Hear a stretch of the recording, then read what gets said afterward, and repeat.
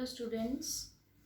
So now we are going to start our next unit, that is properties of bulk matter, and from the unit number is 7, that is properties of bulk matter. We are going to start first chapter of this unit, that is mechanical properties of solid. Firstly, what do you mean by elasticity? Elasticity is a property of solid due to which it tries to regain its original position. तो जैसे हम एक रबड़ को क्या करते हैं, deform करके उसको छोड़ दें तो अपनी ओरिजिनल पोजीशन में दोबारा आने के ट्राई करता है, उसी तरह से हर जो मटेरियल है, सपोज यहाँ पे मैं अगर बना के दिखाऊं, यहाँ पे एटम्स हैं, सपोज यहाँ पे 4 एटम्स, इसी तरह से यहाँ पे 4 एटम्स हैं, तो ये अगर मैं बनाऊं एक मटेरियल जिसमें पार्टिकल इस तरह से अरेंज है, तो इनमें जो फोर्स है वो कौन सी फोर्स है, इलास्टिक फोर्स, इस तरह से। तो अगर मैं एक भी पार्टिकल को क्या कर दूं, डिफॉर्म कर दूं अपनी ओरिजिनल पोजीशन से, तो ये क्या हो जाएगा, दोबारा अपनी जो पोजीशन है उसको रीगेन करने की कोशिश करता है, और इसी प्रॉपर्टी को हम बोलते हैं elasticity. So firstly what is, we will discuss about basic terms. What is deforming force? Deforming force तो क्या होती है डिफॉर्मिंग फोर्स? तो किसी भी बॉडी के ऊपर हम फोर्स लगाते हैं उसकी पोजीशन को चेंज करने के लिए, उसकी शेप या उसकी कॉन्फ़िगरेशन को चेंज करने के लिए, तो उस फोर्स को हम बोलते हैं deforming force. Now the second thing, elasticity, I have already explained. Perfectly elastic body. What do you mean by perfectly elastic body? तो वो बॉडी जो रिगेन कर ले ओरिजिनल कॉन्फ़िगरेशन को इमीडिएटली आफ्टर removal of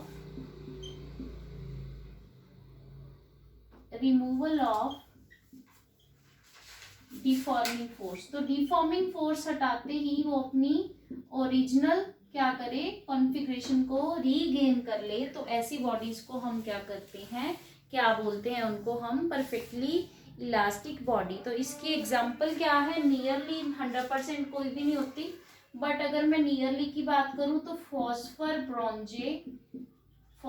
ब्रॉन्जे ये क्या है, एक मटेरियल है जो क्या है, ऑलमोस्ट क्या माना जाता है इसको, परफेक्टली इलास्टिक बॉडी हम इसको मानते हैं।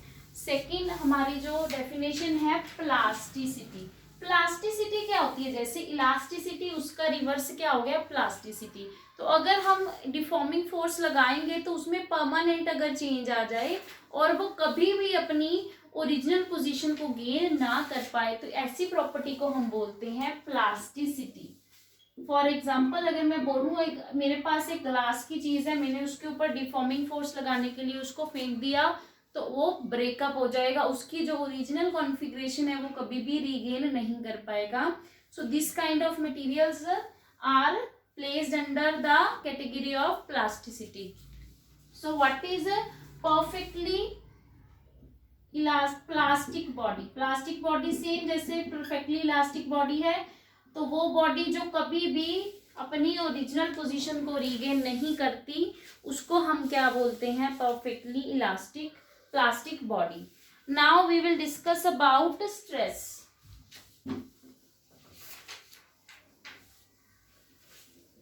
We will discuss about stress. What is stress?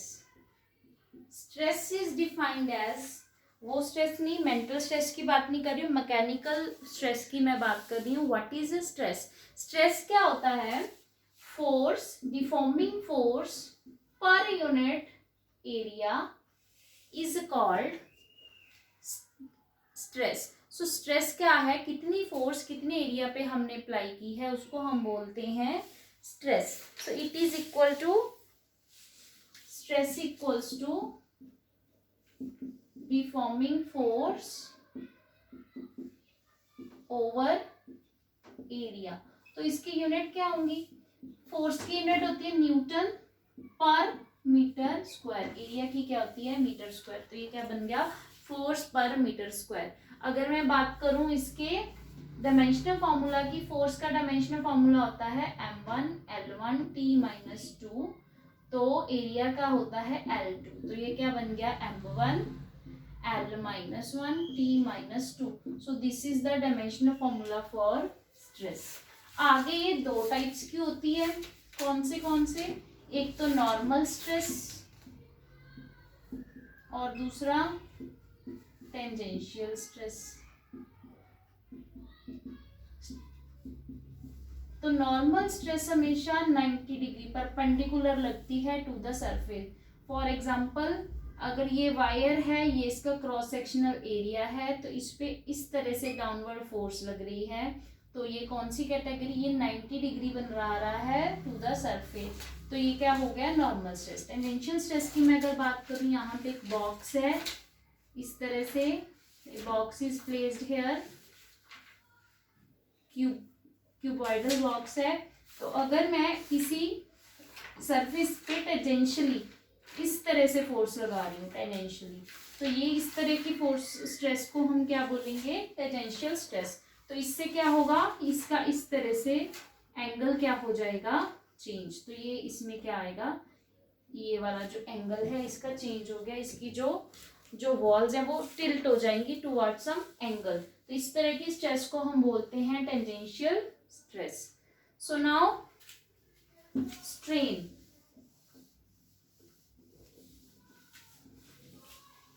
Now we will discuss about strain. What is a strain? Strain is the ratio, and we know ratios have no unit and no dimension. So आप अगर आपको पूछा जाए किसी dimensionless quantity की example दो, तो आप एग्जांपल दे सकते हो स्ट्रेन की। तो स्ट्रेन में क्या होता है? It is the ratio of और change in configuration over original configuration. इस रेशियो को हम क्या बोलते हैं? इसको बोला जाता है strain. This is called strain. So अब ये आगे कितने टाइप्स की होती है? This is of 3 types. कितने टाइप? सबसे पहले क्या है? लॉन्गिट्यूडनल, सेकंड है वॉल्यूमेट्रिक, और third one is shearing strain।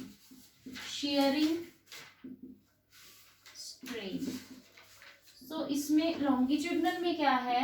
Suppose ये वायर है, इसकी लेंथ L है, और मैंने जब इस पे डीफॉर्मिंग फोर्स इस तरह से नॉर्मल अप्लाई की, तो क्या हो गया? इसकी लेंथ चेंज हो गई, इस तरह से डेल्टा L बढ़ गई। तो क्या हो गया? इसमें चेंज कितना आया? ये स्ट्रेन कितना होगा? लॉन्गिट्यूडनल स्ट्रेन इस केस में delta L upon L। So this is longitudinal strain. और अगर मैं वॉल्यूमेट्रिक की बात करूं, यहाँ पे कोई सपोज बैलून है, राउंड है, या कोई भी सरफेस ले सकते हो जो स्फेरिकल हो, तो इसका वॉल्यूम ओरिजिनल क्या था? V था। मैंने इस पे क्या अप्लाई किया? स्ट्रेस। इस तरह से मैंने इस पे ऊपर स्ट्रेस अप्लाई किया, जिस कारण इसका वॉल्यूम कितना कम हो गया? Delta V। तो इससे क्या होगा? इसकी वॉल्यूमेट्रिक स्ट्रेन की वैल्यू होगी डेल्टा V अपॉन V। अब बात आई शेयरिंग स्ट्रेन की। शेयरिंग के केस में क्या होता है? अभी जैसे मैंने आपको बताया था, टेंजेंशियल स्ट्रेस होता है। इस दोनों केसेस में जो स्ट्रेस होता है वो होता है नॉर्मल स्ट्रेस। अब यहाँ पे जो स्ट्रेस होता है वो होता है टेंजेंशियल, जिस वजह से इस तरह से क्या होगा? इसका एंगल चेंज होगा। तो ये अगर एंगल थीटा चेंज हुआ, और ये L पहले कितनी थी? ये पूरी L थी, और ये कितनी हो गई? Delta L। तो शेयरिंग स्ट्रेन क्या होगा? Theta equals to delta L upon L। So it is a shearing strain. Now we will discuss about Hooke's law. we will discuss about Hooke's law. Hooke's law. What does it say? According to Hooke's law, strain is directly proportional to stress applied. So this is a strain. अगर मैं यहाँ पे proportionality के symbol को हटा दूं तो यहाँ पे क्या आता है, एक कांस्टेंट आता है E, और इस कांस्टेंट को हम बोलते हैं मॉडुलस। और इस मॉडुलस को E को मैं लिख सकती हूँ strain over stress. Fine. So this is called modulus of elasticity, strain over stress. यहाँ पे बेटे स्ट्रेस आएगा, this side stress, this side strain. So E is equal to, E becomes equal to stress over strain. तो इन दोनों की ratio को हम क्या बोलते हैं, स्ट्रेस ओवर स्ट्रेन. तो अगर मैं एक ग्राफ बनाऊं, किसमें, यहाँ पे एक वायर है, तो मैंने ये एक्सपेरिमेंट भी है, यहाँ पे क्या है, एक लोड लगाने के लिए यहाँ पे क्या है, एक हैंगर है जिसमें मैं लोड मतलब मैं क्या अप्लाई कर रही हूँ, स्ट्रेस. तो इसकी जो लेंथ है, यहाँ पे एक स्केल लगा होता है, इसकी लेंथ में जो चेंज है वो हम मेजर कर सकते हैं. तो इस तरह से अगर मैं स्ट्रेस और स्ट्रेन में ग्राफ बनाती हूँ तो हमेशा कौन सा आता है, स्ट्रेट लाइन, इस तरह से. तो इस तरह से हम इसको बोल सकते हैं कि it is a it is proved by experiment. This is how it can be proved by experiment. Now modulus. So for modulus of, हमें पता है strain has no unit, but modulus के क्या होंगे, सेम जो stress के होते हैं. stress यहाँ पे तो कुछ है ही नहीं, तो इसका क्या हो गया, न्यूटन पर मीटर स्क्वायर इसके यूनिट होते हैं. और इसका डायमेंशन फॉर्मूला भी क्या होगा, m1 l - 1 t - 2. So this is dimensional formula for modulus of elasticity. अब ये दो टाइप का आगे हमने पढ़ना है, Young's modulus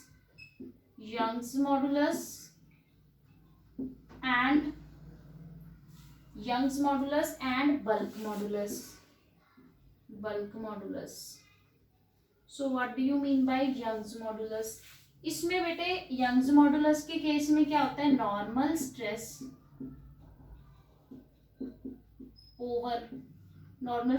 over longitudinal strain. Fine. Normal stress मैंने बताया था, नॉर्मल स्ट्रेस हमेशा क्या होता है, 90 डिग्री पे अप्लाई होता है. तो यहाँ पे क्या होगा, we know force upon area, और यहाँ पे क्या होगा, डेल्टा L बाई L. तो ये कितना होगा, सपोज यहाँ पे क्या है, एक वायर है जिसका ये एरिया कितना है, पाई r². इसका रेडियस कितना ले लिया मैंने, r. नाउ यहाँ पे अगर इसका, इस पे मैंने स्ट्रेस अप्लाई किया, इसकी लेंथ ओरिजिनल मैंने लेट कर ली, फोर्स अप्लाई की मैंने, लेंथ L है और चेंज कितना आ गया, डेल्टा L. तो मैं यहाँ पे लिख सकती हूँ फोर्स पाई r² upon delta L upon L. तो ये आ जाएगा force pi r² delta L into L. So this is the formula. और डायमेंशन फॉर्मूला तो सेम ही रहेगा दोनों मॉडुलस के केस में. और बल्क मॉडुलस क्या होता है हमारा, normal stress over volumetric strain. जब हम उस पर अप्लाई करेंगे बेटे, वॉल्यूम क्या होगा, रिड्यूस. तो इसको हम माइनस क्या लिखेंगे, minus delta V upon V. और ये नॉर्मल स्ट्रेस तो सेम ही होगा, फोर्स अपॉन पाई r². तो ये क्या आएगा, minus FV upon pi r² delta V. So this is our bulk modulus. अब ये बात याद रखना, जितनी किसी भी मटेरियल के लिए यंग मॉडुलस की वैल्यू ज्यादा होती है, उतना ही उसमें इलास्टिसिटी होगी. आपको ये क्वेश्चन आता है, explain why steel is more elastic than copper. क्यों होता है, क्योंकि जो स्टील है उसका यंग्स मॉडुलस होता है अराउंड 200, और अगर मैं बात करूं स्टील कॉपर की, वो होता है अराउंड 190। तो यंग मॉडुलस किसका ज्यादा है? स्टील का। तो इसीलिए हम किसको ज्यादा इलास्टिक मानते हैं? स्टील को। So this is all about this topic. Now let's do some numerical. Numerical के लिए इस पे कैसे आ सकता है न्यूमेरिकल? देखो बेटे, steel wire of length 4 metre, length कितनी है? 4 मीटर है। डायामीटर कितना है? 5 mm, और इसका रेडियस कितना बन गया? Radius 2.5 mm। mm मतलब 2.5 into 10⁻³ metre. Find the increase in length. Delta L हमने फाइंड करना है। If Young's modulus, Young's modulus कितना है? y से डिनोट करते हैं हम इसे। कितना है? इसको करते हैं b से, इसको करते हैं y से। तो ये कितना गिवन है हमें? 2.4 इंटू 10⁻12 डाइन पर सेंटीमीटर स्क्वायर। तो हम इसको कैसे सॉल्व करेंगे? इन्होंने फोर्स गिवन है हमें, force is given 5 kg weight, force is given 5 kg weight. तो हम क्या करेंगे? सबसे पहले इसको डाइन में ही कन्वर्ट कर लो। कितना आ जाएगा? 5000 ग्राम इंटू कितना करना पड़ेगा? 980 से मल्टीप्लाई। तो ये कितना बन जाएगा? ये जो आ गया आंसर हमारा 980 से मल्टीप्लाई करने के बाद डाइन्स में होगा ये। फाइन, तो ये हमारा आ गया डाइन्स में। अब हमें ये जो वैल्यूज गिवन है वो हम करेंगे सेंटीमीटर्स में, क्योंकि हम सीजीएस सिस्टम में कर रहे हैं। तो इसको बना दो 400 सेंटीमीटर, और इसको हम करेंगे कन्वर्ट सेंटीमीटर्स में। सेंटीमीटर्स में कन्वर्ट करने के लिए ये आ जाएगा 2.5 इंटू 10⁻⁻1 सेंटीमीटर। तो ये यहाँ पे ये जो फॉर्मूला निकाला है हमने, करो पुट वैल्यूज। यहाँ पे क्या आएगा?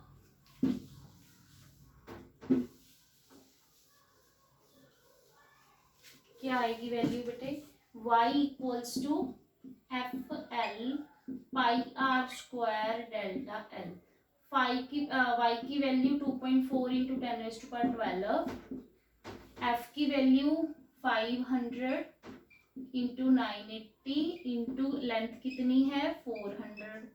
पाई की वैल्यू 3.14 भी ले सकते हो, 22/7 भी ले सकते हो।